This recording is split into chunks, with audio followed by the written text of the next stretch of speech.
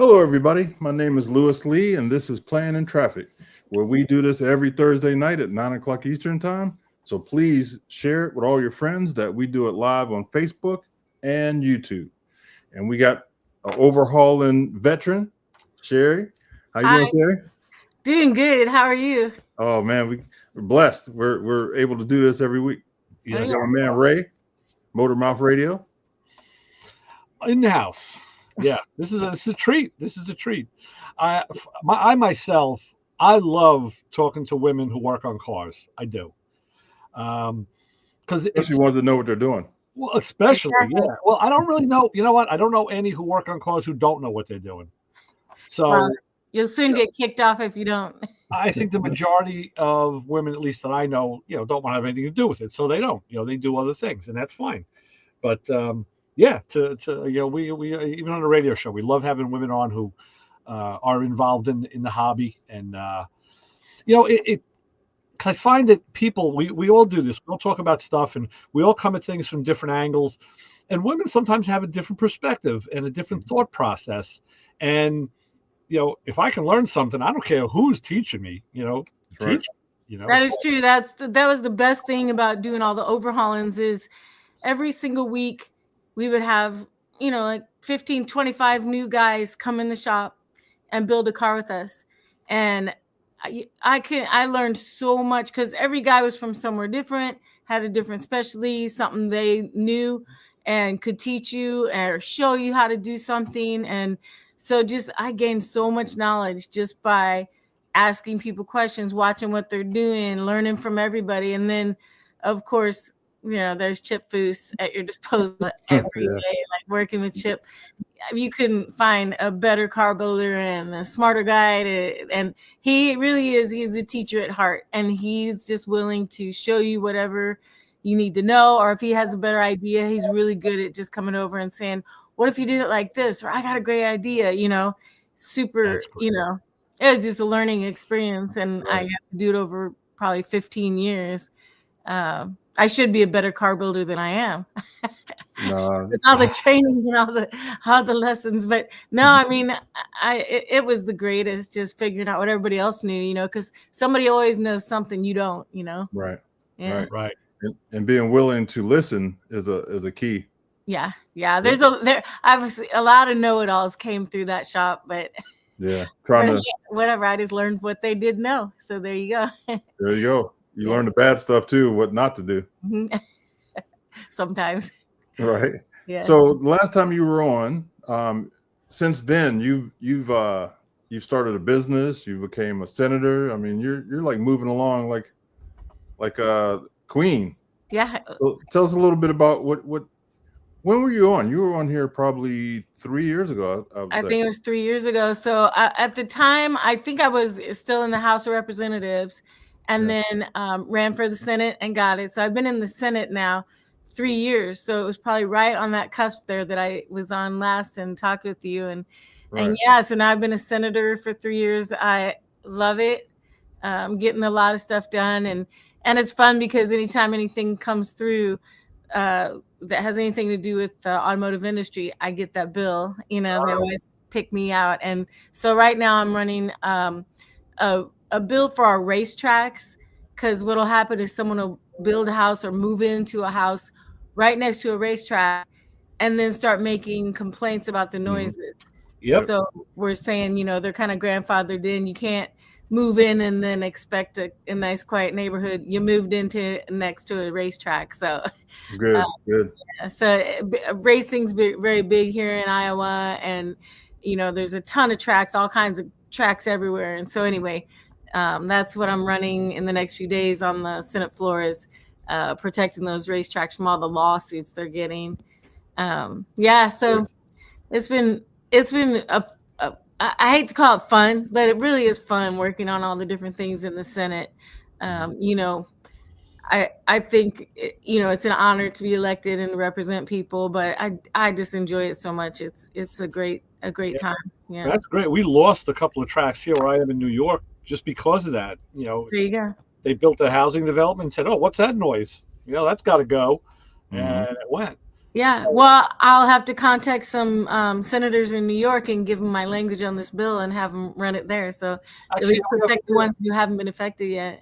yeah, Lee Zeldin, who's been in the news a lot lately. He's with on the Trump team also. He was one of the guys that was a proponent. He was for it, but still didn't go down. So, what was your background to get in politics? How did you start? Like at the local level, on a civic level? I didn't. It's kind of funny because I've always been political in a way that I follow what's going on, and mostly with the bigger races. But even in my local, wherever I would live, like in Orange County or whatever, I'd follow what was going on, and I always voted.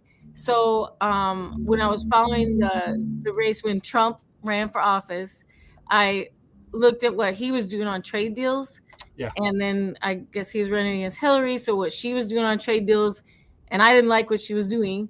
So I started knocking doors and making phone calls and just talking to people door to door about what I felt was the most important thing about the election, which was the trade deals, the TTP, the TTIP, the Paris Trade Accord, and all those things that affect us in a major way, And especially I would talk to women and I would say, Right.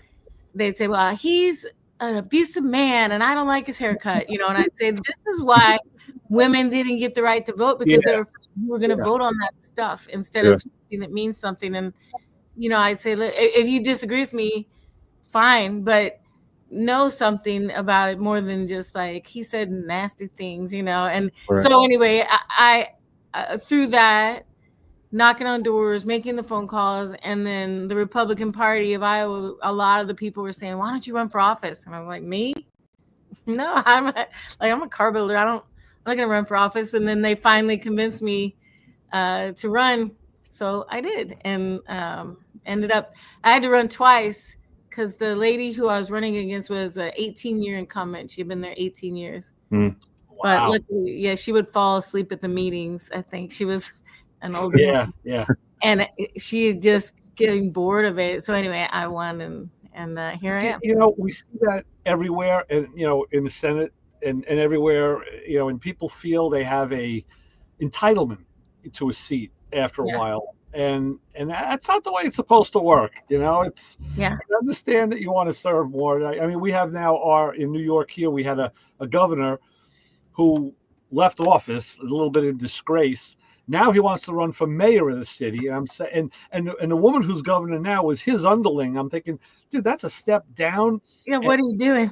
He just can't. He just can't leave political life. Is where it is. That's his whole life. His father was governor, and he feels entitled that he should be in power. So, well, they got mad at me because people would ask me, where do you stand on this, and where do you stand on that?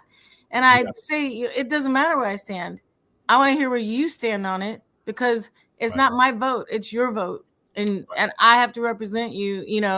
That's how I vote, is how everybody tells me to. I voted on a couple of things that I disagreed with, but everybody that was emailing me, everybody calling me, and whoever I talked to, you did it for the people.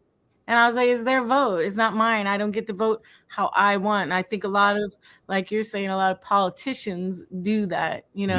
They feel like it's their vote and they did this. And I just can't work like that, because that's never what I wanted when I elected somebody, so. Right. What I think is really cool is like someone like my wife, who was never really political at all. Neither one of us were really very heavily political, but back in 2016, when Trump came in and started coming around, it got a lot of people's attention. And I think my TVs are permanently on Fox.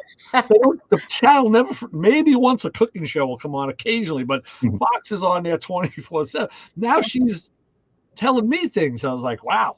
It really woke people up to pay attention of what's going on. So the thing that we rail about and hate the most is, and politicians, this is how they get a bad rep. Like you said, when you want to vote on a bill, but that, the main bill is good, but then they throw all that extra pork in there at the end. They throw that little, and you can't vote for it because that you're against that. But now that goes on your voting record that you didn't vote, and your opponent's going to bring it up to you. Well, they didn't vote. She didn't vote on this.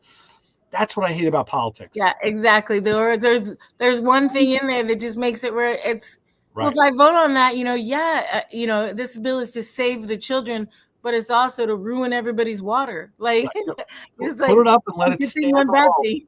Put it up and let it stand alone, and Yeah. then let's vote on it. But you throw Yeah. that, and everybody does it, both sides. And it's the rule. It is even in Iowa, that's the rule. It's one subject, one bill. Oh, okay. But it never happens that Yeah. way. Yeah, that's crazy. So beyond that, like the funnest thing is last time that I talked to you, I had started Malwood USA, which is the underdash hydraulic kits. Back to the subject of vehicles. Yeah, let's go back to it. Yeah, it really took off. And oh, hey, there it is. Oh, there we go. Yep. So it's the underdash hydraulic system, and we took it last year to SEMA, and we got best new product of the year. Nice. So we won a big award. And listen, when that happened, we happened to pass in the hallway somewhere, and she was so happy. She won this award. She was on fire. It's true. It's true. I couldn't believe it, honestly, because we came the year before and we had a very small booth, but we did so well. You know, everybody was really excited about the product and coming by, and then we got the big award, and I was like, I never thought that could happen, but it did, and we came out. We also, I think it helped because we made it a full system. Like we brought in a hydraulic throwout bearing, which we make in the U.S. Nice. There were some guys out of Illinois that used to do all the NASCAR stuff, and so we talked to them and we had them build our throwout bearings, and everything's made in the U.S. We do it here in Iowa, and we have, I don't even know. Honestly, I haven't counted. I think we have 120 applications. So we even built a Lexus for a friend of mine, and have just about everything, whether it's Ford, Mopar, Chevy, everything, and cover it all. See, you were ahead of the tariff thing. Yeah. You know, and again, people are going nuts over that. But I tell them, hey, you know what? Pay a little more for a little while. You don't have to buy a new car right now. No big deal. Yep. Let it settle. I said, all the parts I buy, the GM stuff, it's either made in Mexico, Canada, or Poland. Some of the stuff came out of Poland. And I said, I want to see it back here. Even if it's just warehoused here, that means we can get it faster. We don't have to wait. This is a good thing. This is going to be a good thing, but you can't. Everybody's so reactionary, and the stock market changes on an instant. Like, these guys are smarter than that, but yet they act like idiots. You just got to give it time, and everything will keep in. And when you look at what some of the other countries are charging us, we've got 25% tariffs on things.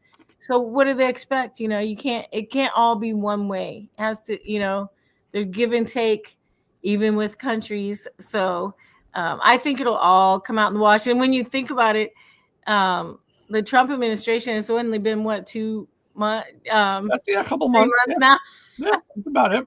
It feels like it's been 3 years. I know. Well, he's gotten more done. He's gotten 3 years worth of work done in 3 months. But the thing that I like about it is, there's a lot of things I like about it. I mean, he's even said it. He said, hey, calm down, give it a little bit of time. This is going to be good for everybody, and it will be. Yep. But people are reactionary, and it's like everybody turns on a dime. What did you do for me today? All I got to do is just look what he's done. He's, I don't know. He's doing good stuff. I think it's going to be good. He's got a great team, and so we'll see. But yeah, I ended up, because the last few years it's been hard to get things and get supplies. So I started buying 2 years worth of bolts and fasteners, 2 years worth of lines and other things, pedal pads, like the little things that everybody was out of stock. It was so hard to get stuff.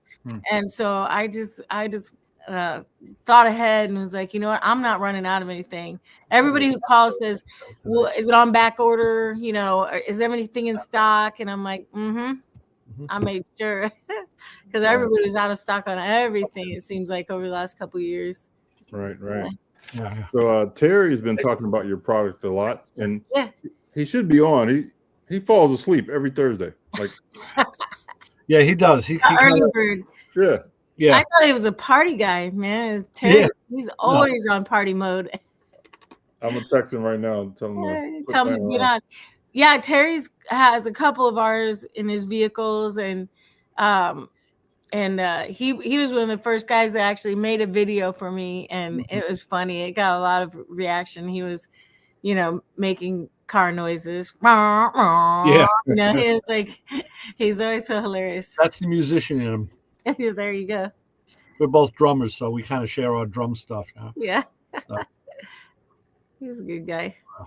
Yeah. So it's been a whirlwind, kind of, especially in the last year since the Best New Product Award. Everything just went crazy. Everybody was calling. Everybody wanted to be a dealer. Everybody wanted to put the product on their car. Everybody wanted a sponsorship, and I'm like, oh my goodness! Like, I still haven't hired anyone. Oh wow! So it's just me, and then Ross McCombs from QuickTime Bell Housings. He did all the engineering on these kits. He pretty much designed every single kit. He engineered the bearing and all the changes with the bearing, and figured out, how to make a better throwout bearing. And we put the bleed line at 12 o'clock. So it's got, number one, it's got swivel lines. So when you're trying to install, the lines swivel, straight, and then go in and you just flip them out the bell housing. Nice. And then second thing was put the bleed line at 12 o'clock. We call it easy bleed technology. Really, it's just the bleed lines at 12 o'clock, air goes up and out, and it's easier to bleed the bearing, so you don't have all that time invested in that. And it's US made. We coat the bearings. We did a few other things that just to make it a better bearing, and I think just the fact that it's made in the US and it's guaranteed for the life of the bearing, so it's a good bearing. I got a question for you. Okay, I have a 40-foot school bus that I converted into a RV, and my RPMs are crazy. I got to change the gearing, but I'm thinking about putting a stick shift in it, like a 13-speed. Can you make a clutch system for a bigger vehicle? It's on a international chassis, like a box truck. Yeah, I mean, we could do that. What transmission is it? It's a Allison MT MT 644. Something. Well, it hit me up and we'll figure it out. Don't know if we have the bearing for that for Allison, but probably. And definitely the pedal kit will work, because it'll work with any transmission or motor combo. Like it works with anything. Mm-hmm. It's a 3/4 inch bore master, and that'll pretty much operate any bearing. But honestly, Ross is like the master. He'll figure it out. Yeah. Yeah. So it's one of my options I'm thinking about, because when I have my semi trucks, I love the 13-speed. So I think it'd be pretty cool in the bus. It would be really cool. Yeah.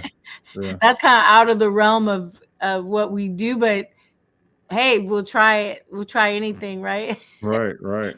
That's the beauty of car people. You make it happen. Bus. What kind of bus is it? It's a Bluebird International. Put up a picture. Oh, Bluebird?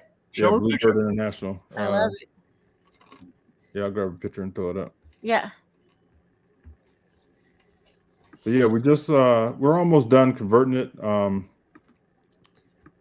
Let's see. Let me see how I got to share it here.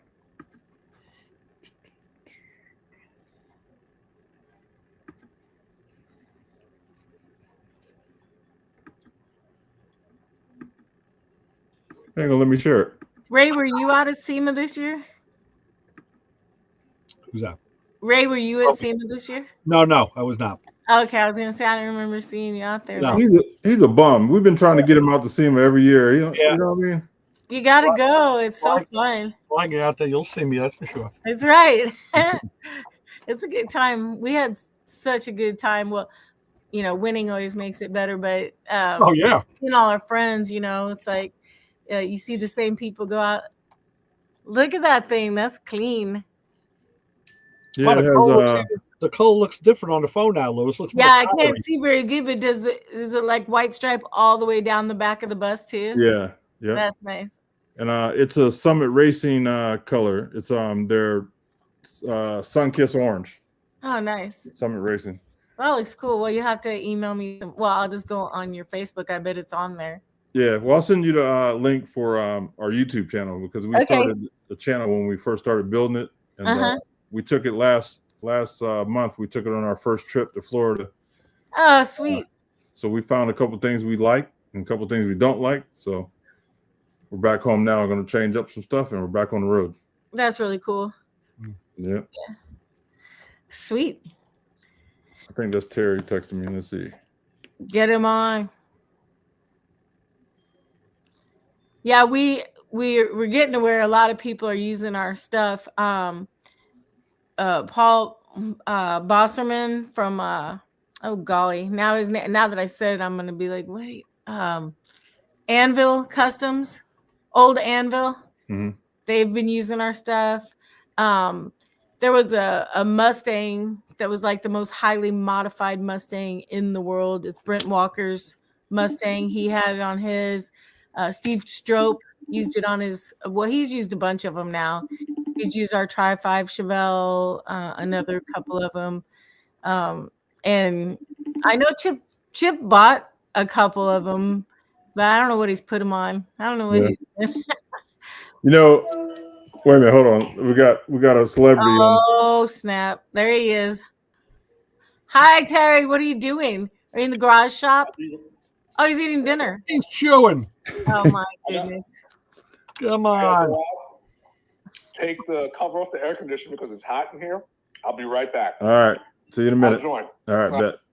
All right. So, Chip, I talk to Chip every year. And I said, Chip, you gonna come on the show? Oh yeah, just get a hold of me, you know. I'll be on it. Yeah, but his manager always put a foot on me and kept me away from him. Mm-hmm. I'm like, Chip, I'm trying to, but now I guess he don't have a manager. Oh, really? That manager. Yeah. So all right, hopefully we can get him on. Get him. Yeah. He's hard to clamp down, you know, and everybody's trying to get him to come to their show, do their thing, hang out, drink a beer, you know, whatever. Man, yeah. Yeah. He's a hard man to pin down, but he's actually coming to a show here on Long Island in a couple of weeks. He's coming out there? Yeah, he's been here a couple of years. He's come out to be there with a couple of, I think Joe Martin comes out, Joe and Amanda Martin, and somebody else. I can't remember who else. There's another builder. But yeah.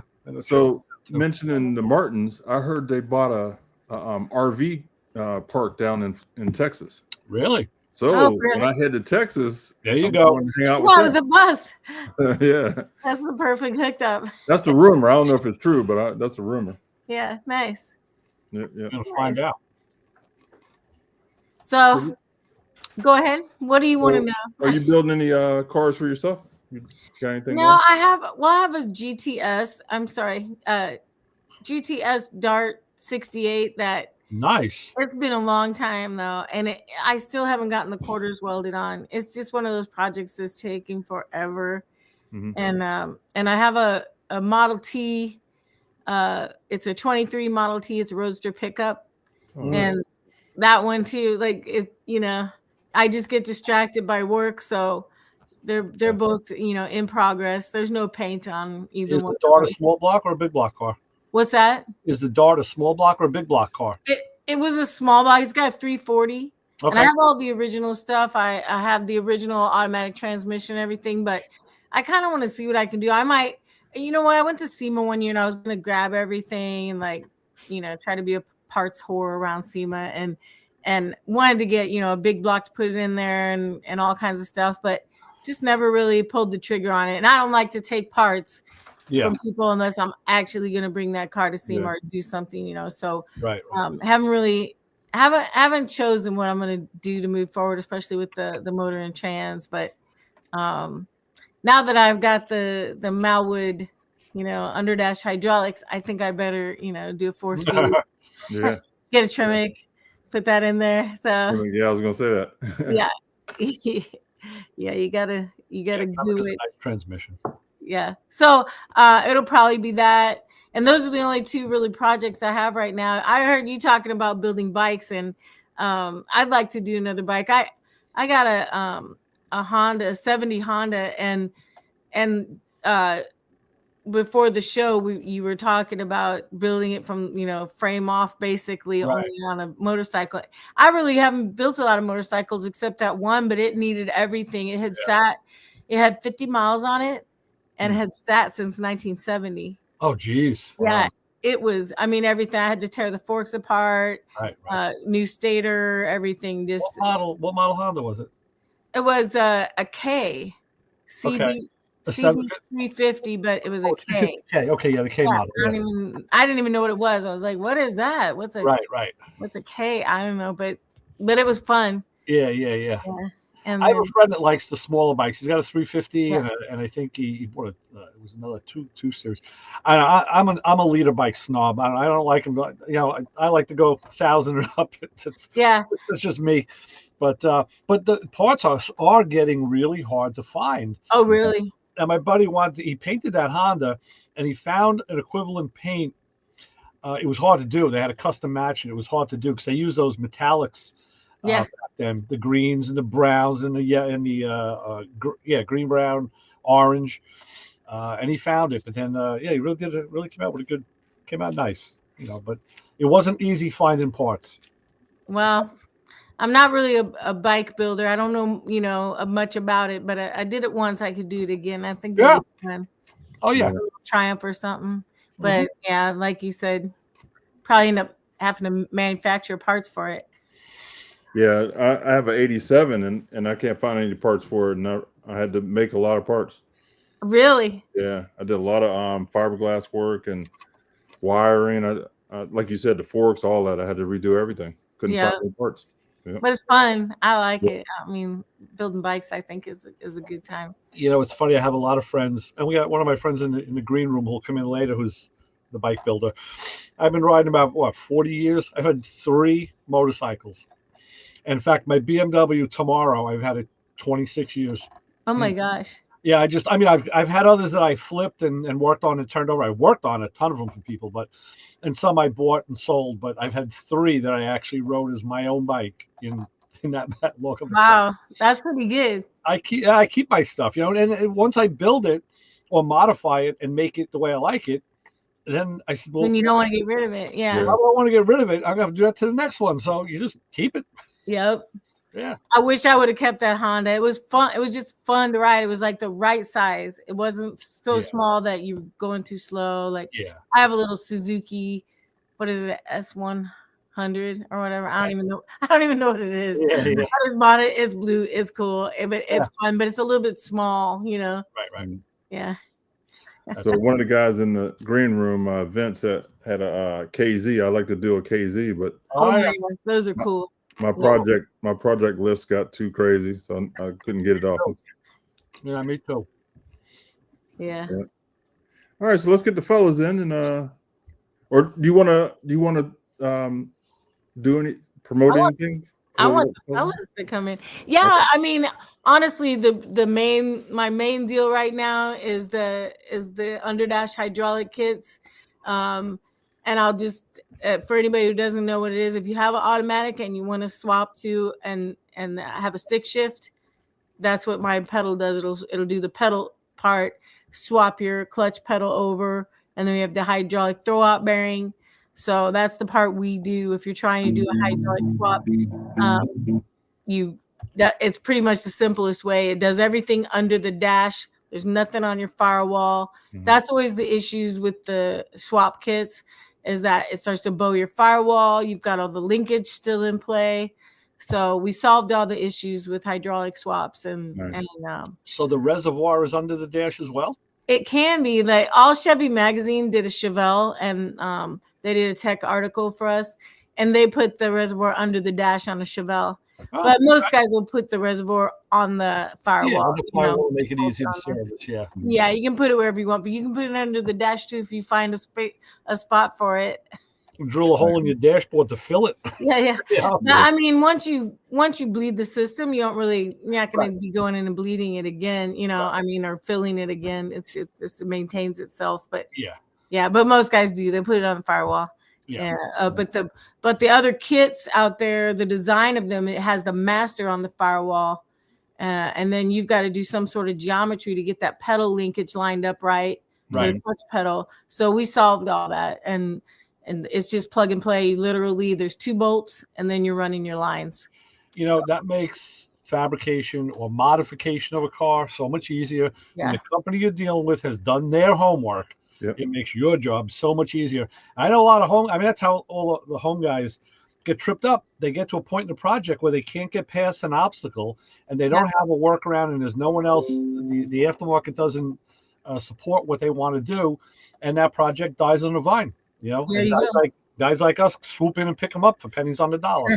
Yeah, and then do them right. Yeah, we always make, we do the initial prototype and design, and then I always make 5 pedals, and if you want to buy it, you got to be one of the first 5 guys. Then you got to agree to work with us on just fitment, making sure we got it right. And so we do the R&D with the first 5 guys, and then move on. And so we won't put a pedal out there unless we've tried it in at least 5 different cars. Because over the years, especially for some reason, Chevelles, GTOs, things like that one took a while because people would call and be like, it doesn't fit.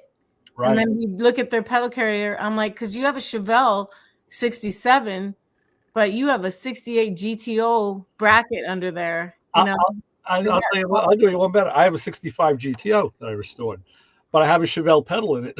Yeah, there you go. Everybody seemed to do that. Yeah. Chevy parts were easier and they fit. Yeah. I'll tell you something. You're absolutely right about that. And it doesn't only go for pedals. I recently had an engineer at the shop a Borgson steering system into a 66 Mustang. So I took out that stupid hydraulic, rack on the number and put in the typical steering box with a pump. And I watched a lot of YouTube videos to see what guys were doing. And I looked, when you cut the column, they have you set up the spacing with, there's like it was an 1/8 of an inch gap that you needed. And they said it was very specific. It had to be an 1/8 of an inch. Yeah. You have trouble. So I measured 3 times, cut once. That was fine. But the videos that I saw, the steering box was further away from the firewall. I only had about like 3.5, 4 inches. And I'm seeing guys had 6 to 8 inches. I'm like, it's the same car. How do they have more space than I do? And then I did finally find a video of a guy who showed what he did, and his was close like mine. So I don't know. We don't know what happened. We don't know what Ford did, but even within that family, there was a variance, and nobody seemed to mention it. So it's true. And back in the day, in the 60s, you might have had it in Detroit, might have been in Chicago. You never know where the factory was that was building it. And guys didn't care back then. Just ran out of pedal boxes for the GTO. We'll grab the Chevelle ones. We'll stick those in there. Yeah. Well, that's how I learned. I mean, back in the 80s, when the dealership, when the parts were out of the dealerships already for those cars, and you need a piece of clutch linkage. I mean, I learned early on, I can just buy anything for a Chevelle, for an A-body Chevelle, it's going to fit the GTO because it's the same platform. Yep. And in fact, I even put a Chevy motor in the car for a while. That worked. Just put Chevelle mounts in. There you go. So, and the funny thing is, when I bought my BMW motorcycle, a friend of mine had bought the next year, newer than mine. And it came with an adjustable brake lever. So you can set the throw with a lever. There's a dial up on top. I said, wow, that's cool. I got to get one. So I went to the dealer, and I told him, I looked it up online. I found a part number. I said, I need this. And he looks at me, he goes, brake lever. I'm like, yeah. He goes, well, this won't fit your bike. I said, what do you mean? He goes, well, this is for a 94. You have a 93. I'm like, yeah, I know. I said, but it's a brake lever. I said, it's going to fit. He goes, well, it's not made. The BMW guys are like, whoa. It's not made for it. Oh, it's not made for it. He says, I said, dude, have you ever worked on a motorcycle? I said, there's a pin and a clip. You take it out, you unhook the cable. Actually, the cable was hose. I said, and you put the new one in, you put the pin in, it's done. I said, it's going to fit. He's like, well, I'll sell it to you, but I don't know. You're not going to be able to return this. I'm like, don't worry. I'm not going to want to return it. Oh, God. I was like, you guys are like, you guys do not know the custom world, do you? Right. So if anybody in Facebook or YouTube want to check out the website, it's on the ticker going across the bottom here, the website. So you can go check her out and order a whole bunch of stuff and tell them Plan and Traffic sent you. Yeah. Yeah, and just call us. We're in Iowa, so we answer the phone. We'll do it like that. Right. All right, let's see what the fellas want to talk about. Hey, Vince. Hey, Vince. Hey, Ray. Louis Lee. Hello. Sherry. Hi. My Terry! Oh, there he is, the man. There's a man, Christian. What's up? Hey. Working on suspension, I see. Nice. Very good, Paul. How is everyone tonight? Where's Brian? Is he still Yeah, here? woke up again, so I guess that's a good thing. Okay, I got a couple things to say real quick, if you don't mind, please. All right. Real quick, the Mustangs, they were made to 3 different plants that year: McCutcheon, Detroit, and New Mexico, and there's major differences between those cars. There you After go. all the restoration, yeah, major differences. Thank you very much for all your work with the government and being the senator and saying, look, the hobby needs to be saved. The car guys have rights too. So thank you. Yep.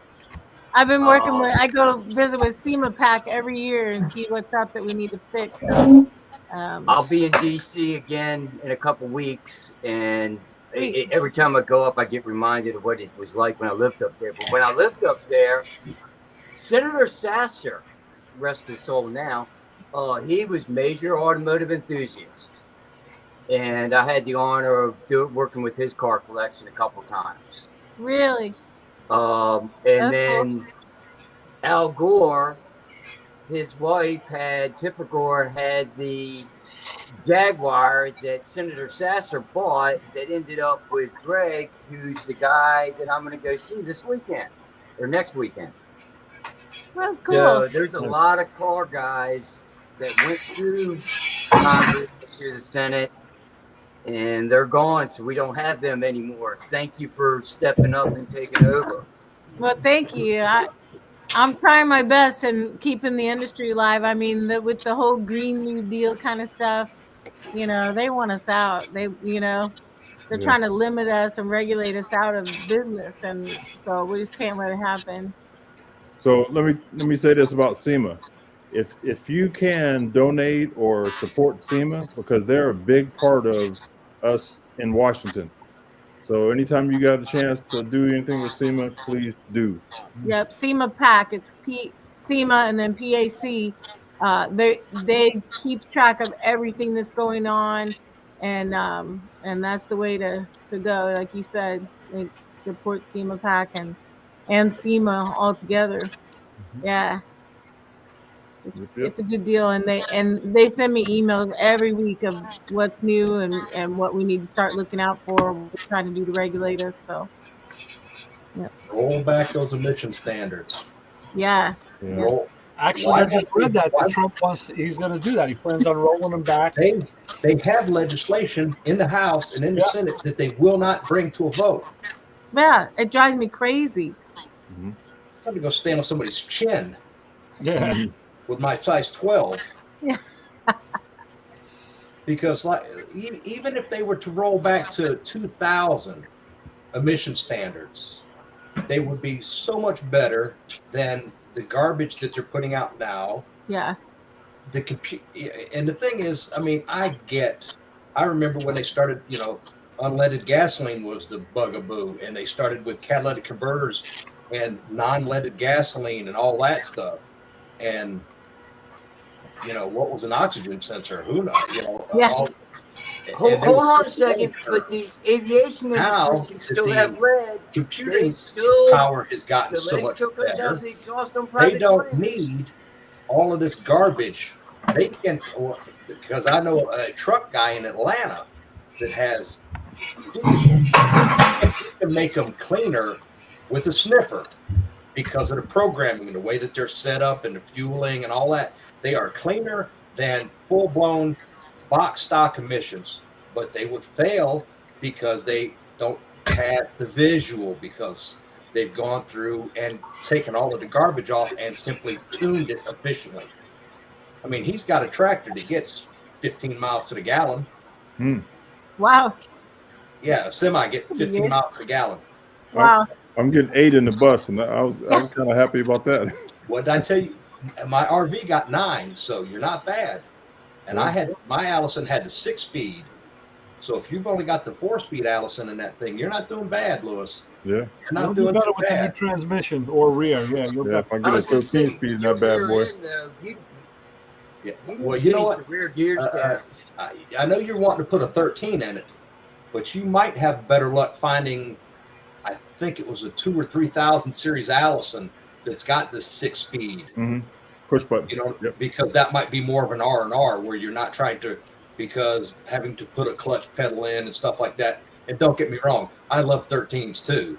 Mm-hmm. I wish both of my trucks had 13s, but again, you got a couple of different options you can go with that bus. So. Right. Just get yourself an old school 1976 GMC mobile home and put an LS in it and be done with it. There you go. You and this LS stuff. Where does all this LS stuff Terry? come from? Here, Terry, I got this right here. Oh my gosh. If you really, really, really want to get fuel mileage out of that bus, your best option is to take every bearing and switch it to a ceramic silicone nitrided bearing. Take all your gears, take that whole transmission and have everything ASF. And I can't tell you, every wheel bearing, everything coated, WS2, whatever you got to do, and you'll gain your mileage from there. Yeah. You had to be careful though, because that thing will just roll away from you.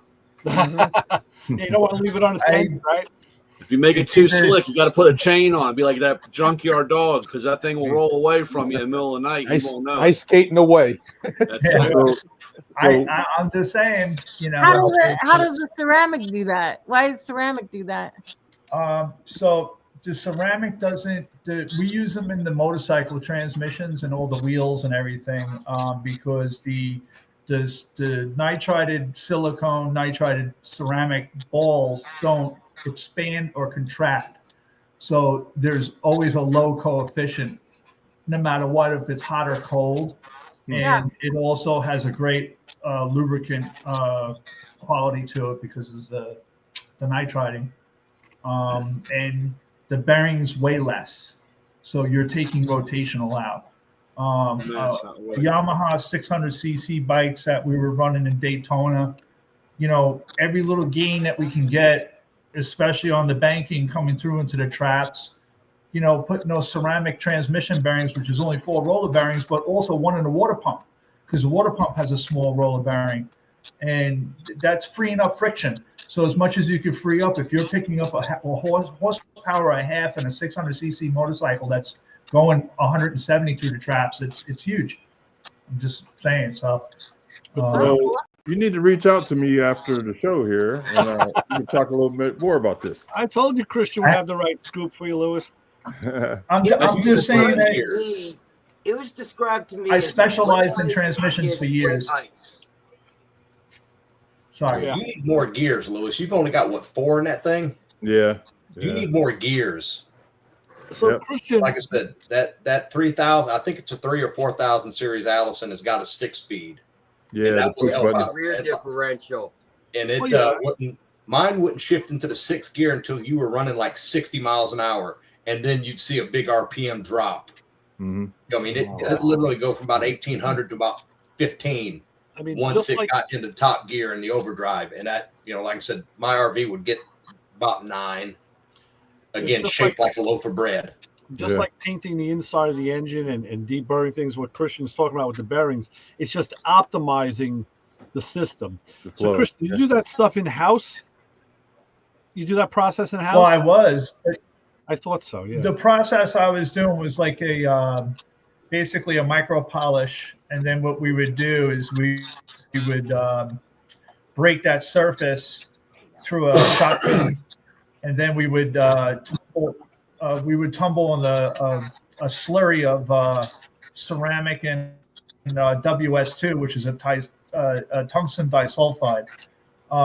In layman's, if you ever heard of micro blue, it's the same process. It's a WS2, which is a tungsten disulfide that is a natural element that adheres to the gears and it helps keep the transmission very slick, but yet it keeps it cool. The oil does its job. The oil's job is to keep it cool, not lubricate per se. And you know, under a microscope, it's a nanotechnology. We're beyond that with the suspension now. We're into Kashima coat and all sorts of other stuff with the shocks now, and that's like old technology. That's like tractor pull stuff now. Sorry, but you know, if you did the whole transmission and every single rotational bearing in that bus, you would pick up so much more mileage. Yeah. That's why in logistics, Microblue is specialized in doing wheel bearings for tractor trailers and everything and such. And, okay, so next week I'll drop it off. I have all the resources. ASF is in Pennsylvania. You could take the whole transmission apart. You pay one price for whatever you could fit in a box, per pound or whatever. They don't care what it is. Yeah, ASF finishes. That's accelerated finishes. Look them up. And then Microblue is Microblue. I can't really talk about Microblue too much because my company, we were Slick Blue and we got sued by Microblue. So that's why I had to persist on that. Okay. So we got in some trouble there with that. That's just you know, between proprietary processes and stuff. So I've been in that industry. Been through it. Nice. A lot of gain with that. I'm sorry. Yeah, it's just a lot of gain. Coatings are key. Even with hydraulics, I'm sure with the throw-out bearings that, you know, with all your stuff, throw-out bearings go through a lot of abuse, and they're not lubricated per se, I guess, right? I'm assuming on a lot. So if you had a ball bearing style throw-out and you switched it to a ceramic, you would get a lot of gain out of longevity on that, I would believe. So that would work good. That would work really good in racing applications, I would think, for like Baja racing or any kind of off-road, where you're clutching a lot and stuff like that. Drag racing is, you know, 7 seconds, you're done. Christian, tell us, please. You recognize that? Oh yeah, that's the wow. So that's a Ducati. That's an isotropic polish on a Ducati crankshaft. That was a 2-valve Ducati. I built that many years ago for a guy in Canada. Who rode the bike down from Alberta to Farmingdale, Long Island. I built the motor, and then I rebuilt the motor put that crank in it, ceramics, wherever we could put the coated transmission. And then he proceeded, without breaking the engine in, he proceeded to take that bike and went down south, did the tail of the Dragon, then went to Texas, and then went all the way up through the West Coast back up to Alberta. Probably about 4,000 miles. That broke the engine in. I have other pictures of yours, other polished pictures, but I have them on my phone, not on my computer. Yeah, the polishing of the crankshafts and the accelerated finishes, it doesn't really change anything dimensionally. It's a chemical process. What they're doing is they're trying to break down that surface of the metal to where they're taking the oxide layer off chemically. So what they do is it's tumbled in a media, and yeah, that's a before and after. Plus the crank was lightened. Oh wow! Yeah, yep. Yeah, and lightened quite a lot. Lightened, yeah. I lightened a lot of cranks. I got a lot of cranks out there that have been lightened. That's nothing. You got to see the sprint car stuff I was doing. Yeah. Want to talk about some cheater stuff, boy? Woo! The hillbillies know how to go fast. Let me tell you. Customers I've had, I tell you, they're great. They spend the money and they want to go fast and they know what to do. But the tumbling process is a chemical process where basically where I had it down here, and one of the main reasons why we stopped doing it is because of the wastewater and the problems of getting rid of the wastewater and stuff like that. That's why precision finishing, just rods, just doing the same thing with the rods. That looks like a set of, I gotta look up here. Those are just Yamaha rods. Those are R6 rods. 17,000 RPM on that lower end, by the way. Wow. That goes to show when you're watching the Daytona 200, those bikes are peaked out at 16.5, 17 grand on the crank, you know. So you want stuff to be, you know, we were snapping cranks at Daytona. If anything, I broke it at Daytona. So that's where I blew up most of my engines there. And that was my testing grounds. On 57 laps of just an onslaught of, you know, up and down the RPM, repeated trips to red line, shifting, so transmission, everything. If it lasted 57 laps and didn't blow up, you're way ahead of the game. Then it's just a matter of getting that trophy and that Rolex in the end. Right. Okay, so I think my wife is asleep. Okay. So listen, I might get to the nitty gritty now, right? Want to talk about the KZ now? Yeah. Well, no, I got a Yamaha Venture. A newer one. And it's a cruiser, but I believe that it should go a little faster. Take some of that stereo gear off and it'll go faster. Nah, well, no, I'm talking about my new Venture. My old Venture is already fast. Oh, the new one, the Black Beauty. Yeah, Black Beauty. What motor is in that? What is that? It's a 1900 V twin. Oh yeah, ground pounder. Yeah. Well, same thing. Head work all day long. I got a visitor. Yeah, I see that. Nice. Yeah, I can't. We used to race the Warriors. That was 1700. We used to build them all the way up to 120 cubic inch. We ran those pretty successfully. The Yamaha metallurgy and everything about Yamahas is well done. Very consistent with a lot of the engines I built. Very little core shifts. A lot of problems. Something like what Sherry was saying about the old Hondas now. Now you're talking about a 1970s Honda.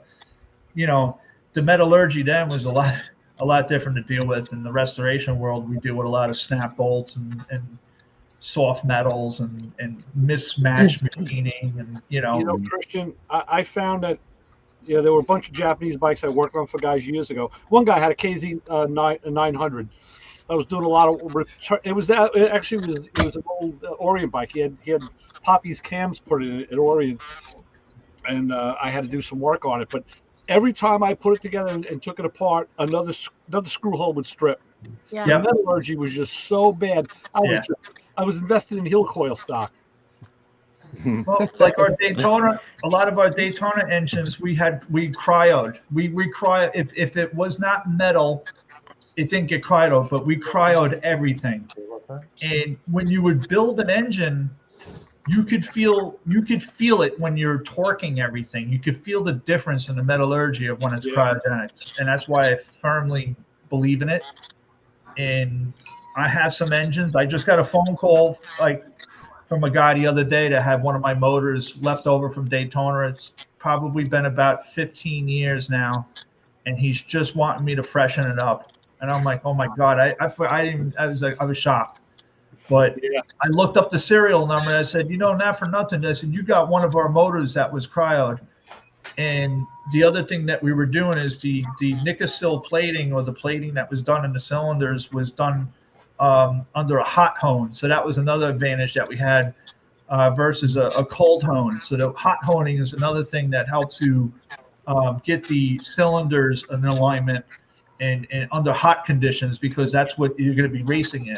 I don't know how it was done, but my BMW has Nicosil liners in it, and 60,000 miles, and the motor is not even broken in.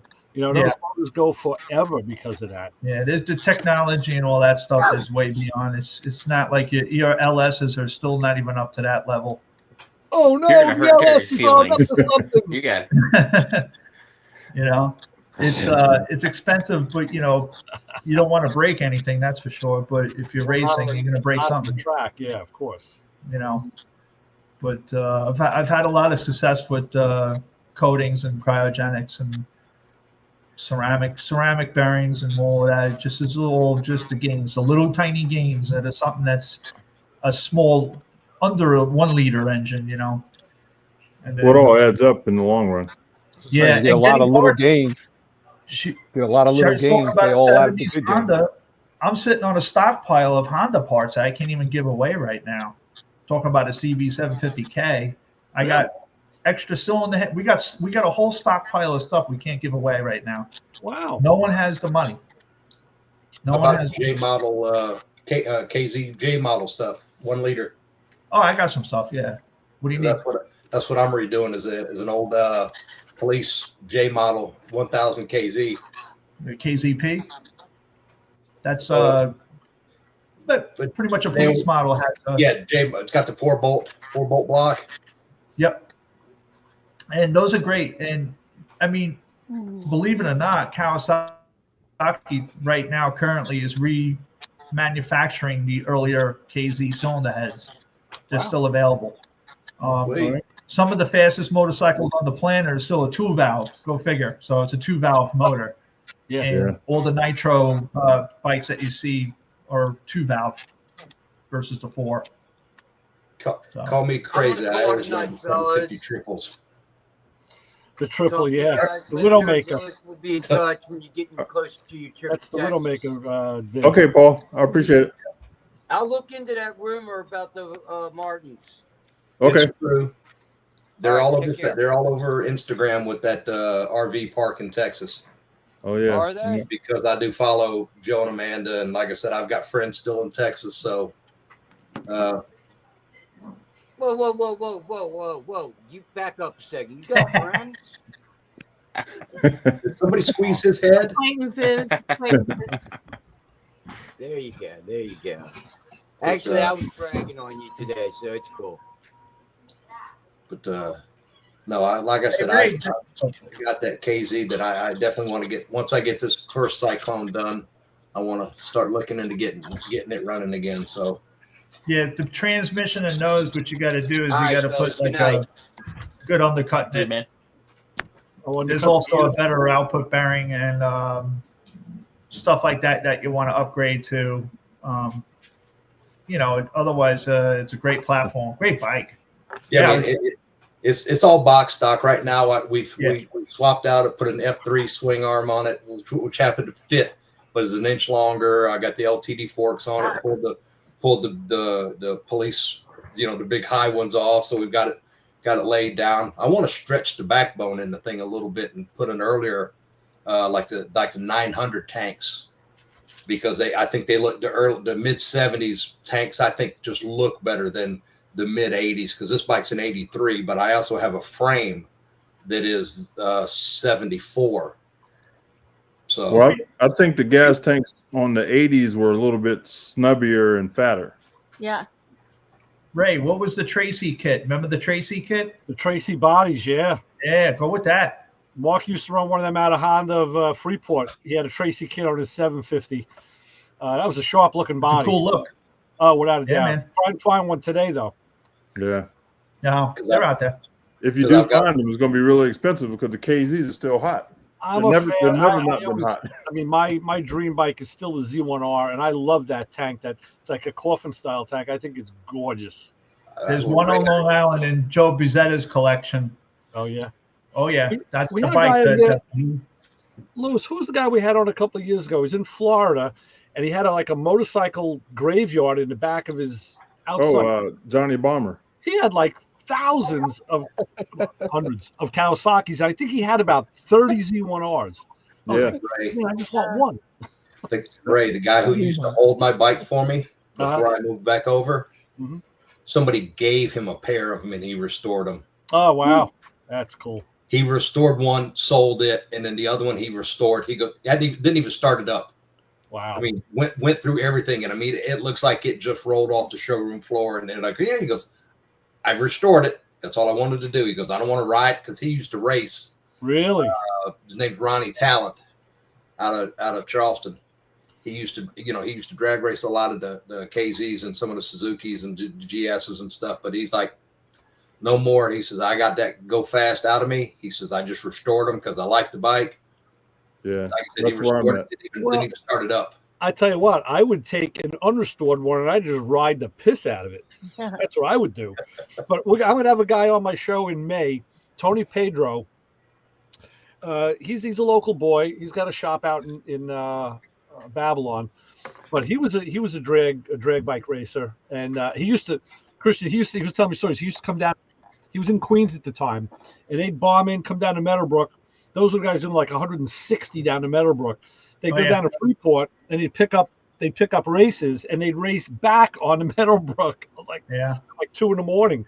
for like 2 at the pop. not until after they started putting the light poles up and stuff like that. Yeah. You know. Well, he's out of it too. He says, you know what, I'm done. So we're gonna have him on the show in the beginning of May.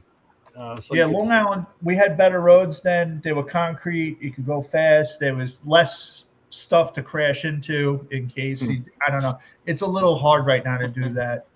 Yeah. You know, but I don't condone such stuff, you know, because I know the street racing game. Well, I'm all about the. I know. I'm just stating historical fact. That's all I'm doing.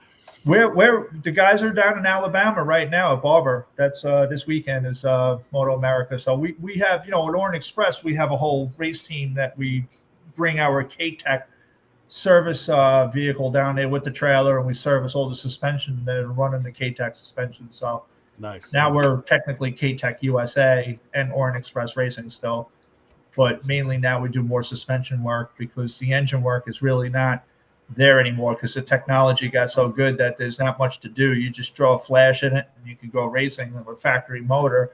But the phone calls, I'm getting the phone calls. The guys that have the KZs, the GSs, and all that are calling us all the time now because there's no more resources for people to build them. It's getting few and far between. So that definitely is something that's been coming to fruition, and I can't really get people to work for me to try and teach them how to work on that old stuff. So it's getting tough. You know, Christian, do me a favor. Give everybody a little background about Orient. I was telling Lewis a little bit, but you're much better qualified. How far we want to go back? Just the 70s. You know, just to just a quick overview from the 70s because that's just so. Yeah, I guess I don't know because of the landscape of who's here. I don't know if they're familiar with Long Island. No, but I just popped up one of my windows here. Sorry. It was all pretty good. Am I still there? Yeah. Well, everything had to refresh. I don't know if I cut out or anything. You got your long audio. story short, my dad would take me home and we would go down Sunrise Highway, and I used to pass this shop, and they always had a drag bike in the front window.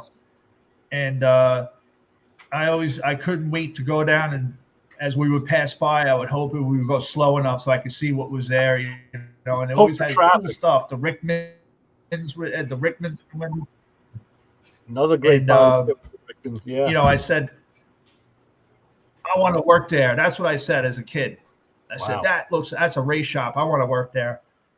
And lo and behold, you know, after I was in high school, going to college, I went to a local college. I was in engineering. I wanted to basically make something in the industry for racing and making parts and stuff like that. It was just always my thing. But I grew up in a biker environment because my father was a biker. So I was always around all the Harleys and stuff. And there was always that, what would you say, Ray? That minutia? Not the minutia. I'm trying to think. The whole thing with the Jap bikes, you know, with the Harley guys and the Jap bike guys. Yeah, there was always that. Well, nobody would talk to each other, you know.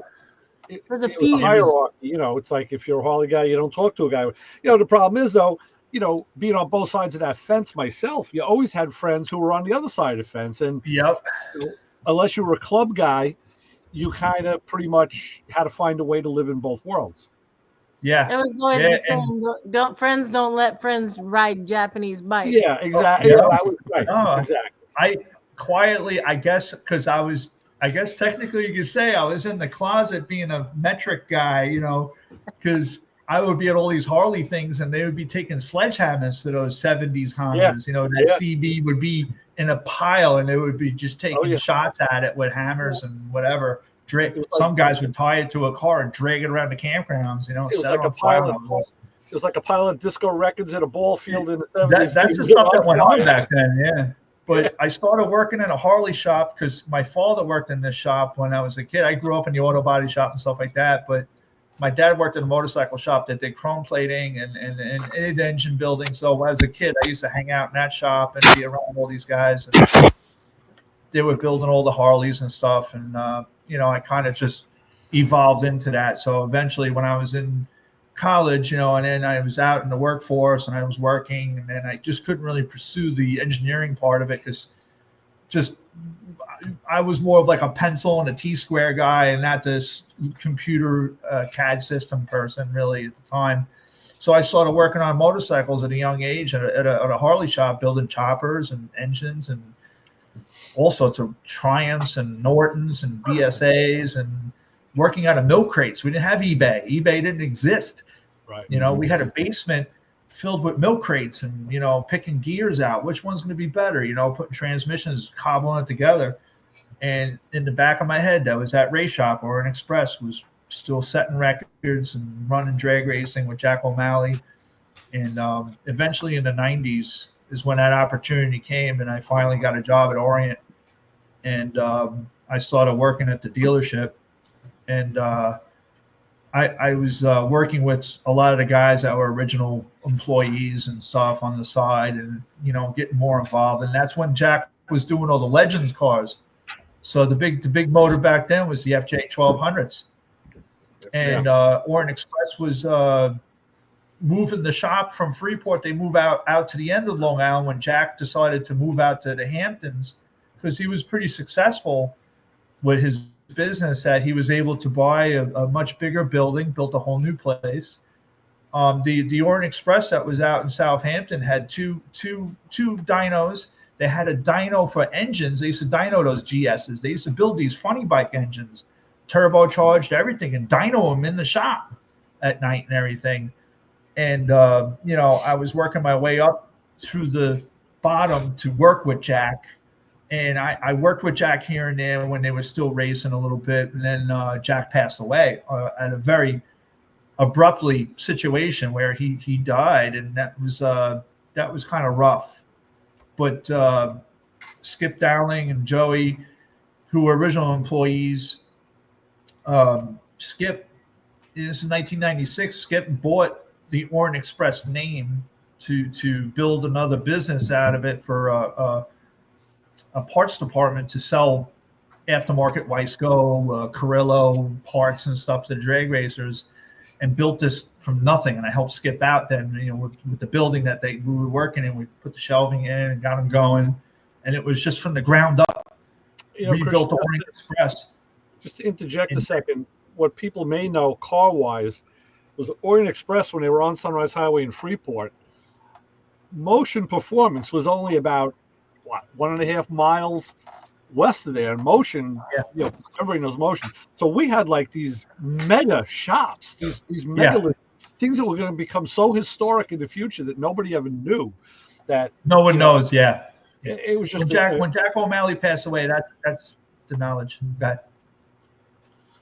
Yeah. No, Jack pioneered one of the biggest things is they were running the funny bikes, and the funny bikes on the KZ platform is when he started developing the 1-2-3 auto transmissions for the funny bikes.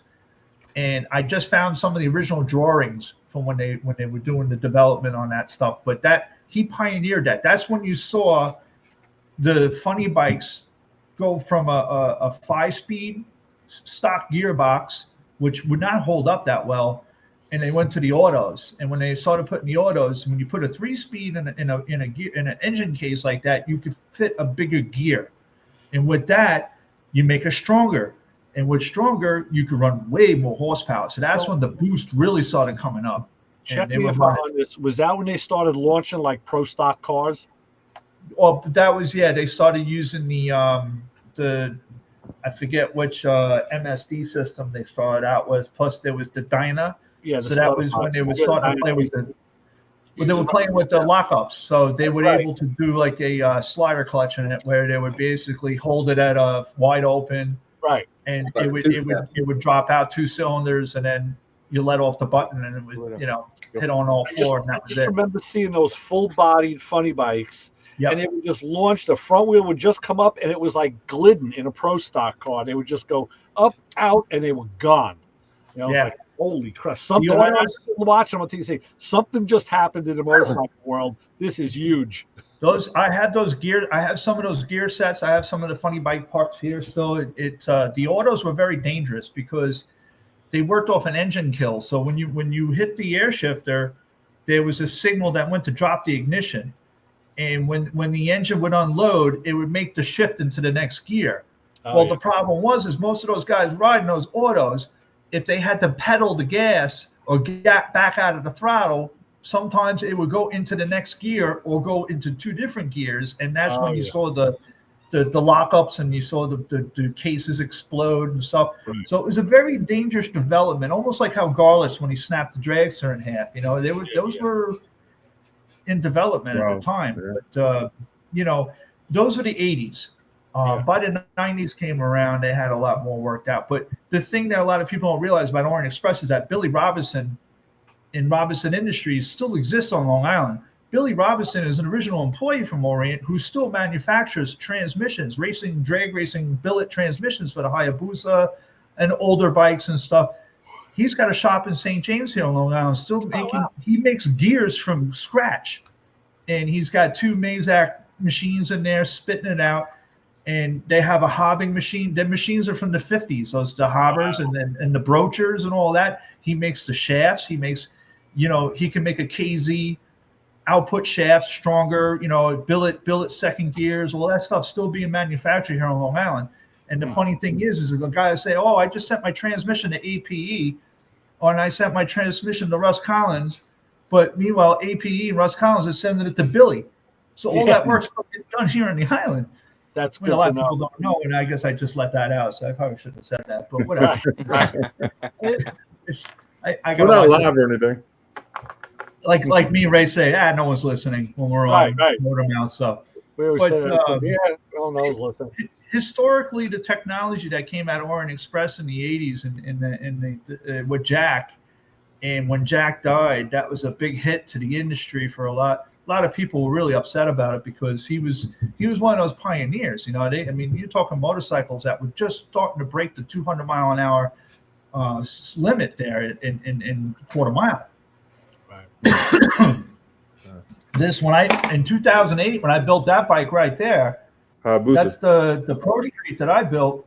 That bike broke the record. That broke Jack's record in 2008. We went 206 at Memphis. Wow. And that was a historical moment. The day this bike broke that record, I called Ray up. Remember, I called you up at the starting line when they were firing up the bikes. Yes. We set that national record. Now, that bike doesn't have a wheelie bar. So you're talking about bikes that would launch, like there was no wheelie bar. That's a production tire on that bike, a DOT tire, and it's a production motorcycle. It's turbocharged. Wow. 600 horse. That's with great. a dry sump in it. So And, Terry wants a Hayabusa, I think. Yeah. Hayabusa was the best platform. Absolutely put Orient back on the map. Because Can't do it. I I can't do it. Street bikes, I can't do it. Can't do it. No, you don't want to do it on the I'll street. stick with my old school RM125. That's good enough. That's what I'm doing now. I'm restoring Elsinores, Makos. I have a 76 Yamaha. I'm doing all the old dirt bikes right now because that's where the demographic has the money right now. The guys in the 60s are the ones that are like, hey, I had an Elsinore. Got any bull tacos sitting around in that place or what? What's that? I said, you got any bull tacos sitting around in there too? Not yet. I need something green in here first. I need a KX 500. That's what I got to do next. Christian, I was telling Lewis earlier that your shop was the only one where I've seen you pull an Ironhead Sportster off the lift and then roll in a Ducati right after it. And then a ZX10 after that, yeah. And then bring in a Panhead, and then it was like a KZ1000, and you work on them all. Yep. Yeah. I do that. It's cool. Gentlemen, I gotta get this little boy to bed. I gotta sign off. I gotta let this boy get in bed. Nah, he's laughing. All right, Terry. Okay, Terry. Good talking. Good to see you, man. Always a pleasure. We got to talk, Sherry. You know what's up. I know we do. I'm just saying. One more time. break out that dustpan for that litter scooper there, Terry. You know it. All right, Terry. Take care, everyone. See you, Have a good night, everyone. All right, peace. Yeah, I can't appreciate how much you let me come on tonight. Sorry, I'm rambling here. It's just Oh no, you're good. This is what It's we really do. super interesting though. It lets me know. It's not rambling when you're telling good stories. Well, Right. I mean, the racing for us was a lot of you think about it, we would travel 22 hours in a big rig to go race 7 seconds, and it could be over like that. It's like, all right, pack up and go home, you know. Right. But we had to race on Sunday to sell on Monday. It's what we do here. Yeah. So I got 7 guys are down in Alabama right now at the track representing. You know, we got to do what we got to do. We have a really good relationship with England because that's where K-Tech suspension it comes from, and we're feeling the tariffs. So, you know, down to every little shim, like all the little material, these little shims that we use in the shops, at 17% up now on that raw material for us. We're going to feel that, you know, but we got to keep our racers tuned up and going. Ray, how many times have I complained about that in-time shipping? Oh yeah. How that is the scourge of frickin' industry. Vince, just in time shipping. That's bull. Vince, here's a little aside. Here's a little aside that you'll appreciate, and I know you're gonna like. Christian knows and listens to Sea Monster. He probably maybe knows a little better than me. So here's another. I turned Vince on the Sea Monster down in South Carolina, and he's like, "Man, who are those guys?" I was like, "Just some good old Long Island boys." Right, a whole other story. Liver.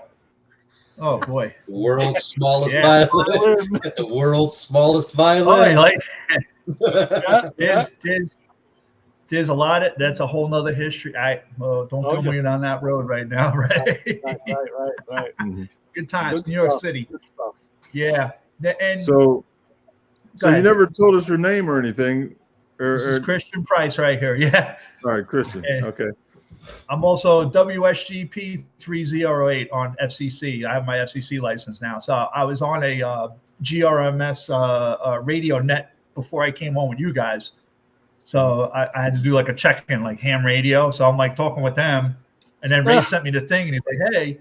So then I'm like, here I am. I'm still at the shop. And I'm like, I went from ham radio. Now I'm on a thing here. So now see, I'm moving in towards the ham radio for my bus. I want to have it on the bus and yeah, go GRMS. It's fun.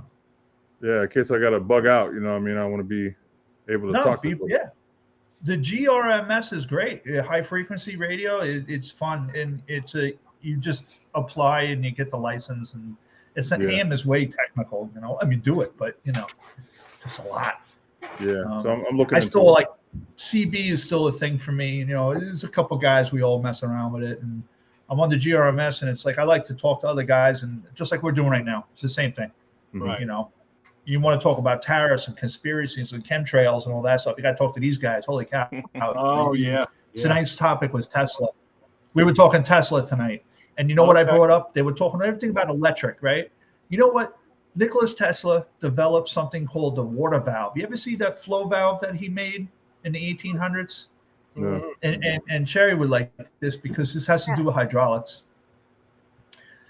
Tesla flow valve. It's a one-way valve. And you look it up when you get a chance. The water will go through one direction and it's channels. And it takes the water and it channels it back against it to create a flow only in one. It's a water diode, right? Right? So it looks like so it's like using the Bernoulli effect. Like yes, vacuum over tube. No mechanical parts, but it will only let it flow one way. They're using it in micro pumps to this day, and also pulse jets. That's 1800s technology from Nikola Tesla that a lot of people don't know about. It's a cool design. It's just a design of how I still got my calculator. This one's been hanging in there. This baby's been at the Casio. Oh yeah. I got a couple old ones too. Yeah. Every once in a while, I just give the solar panel a wipe. I don't know. From the 1900s. Old technology. But that Tesla valve is used in micro pumps. Wow. And I gotta look that up. Look it up. You all the old technology. You know, and when I used to go to Jay Leno's shop, and he had a whole room dedicated to just steam engines and electric cars. And it's like one-off steam engines, electric cars, it all worked. It was all good technology from way back, and I can't remember how old, whether it was 1800s, but It was all like stifled. we know how to do all this stuff. Yep. You know? It's an amazing thing that he did Yeah. alone. I know, trust me. And thinking about with the clutches, are you using the quick connects if you had to change a transmission in racing conditions? No, well, I mean, you can. We all our fittings are 3AN, so you can adapt it like for the. Well, we have that too, but we use for the motorcycles for the brakes. So in Daytona, if a bike comes in and it's got a bad caliper, we could change a caliper live without losing any bleed because the special high pressure quick connects. They're a bayonet. I like I mean, that. you can flip it to that. Like we sell a couple of quick disconnect fittings that go to the 3AN, so you can. That's what we're using. Yeah. Okay. I was going to say, because I was at the monster truck show at I went to the UBS, Ray. Yeah. And one of the trucks blew a transmission. And they changed it. The guy came back in 20 minutes. I was like, wow, how cool was that? You know, I'm sure they had quick connects, you know.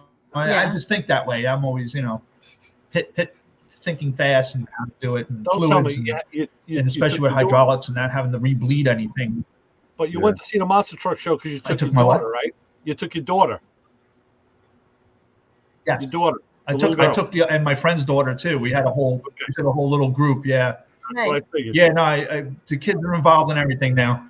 Can't do it. I got a 9-year-old that she's doing a lot. Actually, I'm starting to branch into. I'm trying to get a soapbox derby going here too. There we go. I'm trying to do that for the kids. What's that? Is that happening here on Long Island? You know, I know. We need to make it happen. So I'm working on it. I have an acquisition of 5 soapbox cars and trying to get the association here and get the optics over here so we can. I've had a petition out for a couple years because these kids on Long Island are missing out on a lot of stuff. You know, go-kart. They're bringing go-kart racing to Belmore train station, Ray. Really? Yes. Nice. The Long Island Karting Association is going to start racing in the parking lot there on Sundays or something. It's on Facebook. I'll send that to you. Now, you know, but on Sundays, well, there's a couple lots because I know they do like their flea market over there in the warmer weather, but those lots aren't really flat. Yeah, I don't. He's doing something at least because they used to do down to Jones Beach was great because the surface was really good for the karting. Yeah, Field 7 I think they used because it was on the other side of the parkway. It was concrete. But, I mean, we had a lot of racetracks here on Long Island. We lost a lot. So we did. We lost them all. Yeah. You know, we had indoor racing. I'm a big advocate for indoor racing with the sprint cars. You know, we could be having those events here. Yeah. Nobody wants to do it. I can't get the promoters here to do it. You know, we could do it at Nassau Coliseum, the UBS, you could do it. You know, race motorcycle engine micro sprints and 3/4 midgets. It's a great. There's 4 races. You got Atlantic City, Allentown's running a race, Syracuse, all throughout the winter. You know, so for the Northeast, it's great because everyone's shut down, but these hillbillies are still racing. I say hillbillies because it's quite the demographic when you go to one of these indoor races. But like you seen the Chili Bowl, the sprint cars indoors in the dirt. Yeah. You know, it's getting there. So, you know, we need to get that back over here. We got a little bit of a drag racing thing starting up again here in Calverton at the old airstrip. So, you know, that's good. You know, I kudos to those guys. Drag, yeah. We had a good year for ice boating this year. That was good. Huh. Yeah, right. We were out on the ice. That's another thing we do out here is ice sailing whenever we have good ice. Hey, Brian has cherry blossoms. So wait, where are we? They all got wiped out from the storm the other night. And everybody. Yeah, we got them up here now. It's okay. They moved up here. I would die. I'm just cherries mean no good. Brian, where are you located? I'm in Maryland. I'm in Silver Spring, Maryland. I'm about 30 miles from Ground Zero. Christian, this is Macco Man Brian. Mac is always on the show. Yeah. Yep. Yeah, I got to get. I'm trying. I just finally hooked up with a Macco guy here. I found in Brentwood here, and I literally had to like run him off the road and pull him over and be like, "Hey, I need a draw slide for the old performance series. I want to get that box out of here. I'm trying to fix it and get it to somebody." That's right. You were talking to Brian about that on the show. Yeah. I needed all it needs is a serial number. No, we were laughing because you need to like hunt these guys down when these guys would come to you every week. My Snap-on guy doesn't even come around anymore. It's like I got to call him. You don't know. Yeah, it's kind of anymore. funny. I had that today. I had 4 or 5 shops say like, man, you're the only guy that comes. And I'm like, well, that's what I'm supposed to do. I don't understand. They obviously make too much money if they're not coming around, but I don't know. So yeah, that's what our guy said. Well, I gotta bow out. It's later than my usual bedtime, so I gotta run. But I just want to say thanks. I've had the greatest time here. Hey, it's been a pleasure. Like I tell you all the time, that you are family. You can come on anytime just to hang out with us. Yeah. All right, I'll come just join the conversation. Yeah. Sure. And I added you to the Facebook chat, so sweet. You can jump on there. The fellas, they talk about stuff all day, all night. You know, so anytime you want to throw something in there, just jump in and start messing with people. That's perfect. All right. Okay, so that's the chat we were talking on earlier. Yes. Okay, I'll see you guys all there. All right. Right. Stay safe. And all right, Jerry. All right. Thanks. See y'all. Thank right. you again. Cool. Very good. Oh, that's neat. All right, so it's 10:30, so I'm going to sign off, and then we can go to the after show. Yes. Hold on one second. What's that all about? I'm new to this now. Well, this is the infamous after show. It started. Well, let Lewis sign off first. Go on, Lewis. Okay, everybody in the chat, Facebook and YouTube Live, we appreciate everybody that came in to hang out with us. We enjoyed Sherry coming on. She's always a good guest, and if you have a chance, go to her website that's going across the bottom of the screen right now. That's her website, and check out her products. And we do this every Thursday night at 9 o'clock Eastern time. So come check us out, or you can watch us on PowerTube TV or any of the reruns on YouTube. All right, everybody have a good night.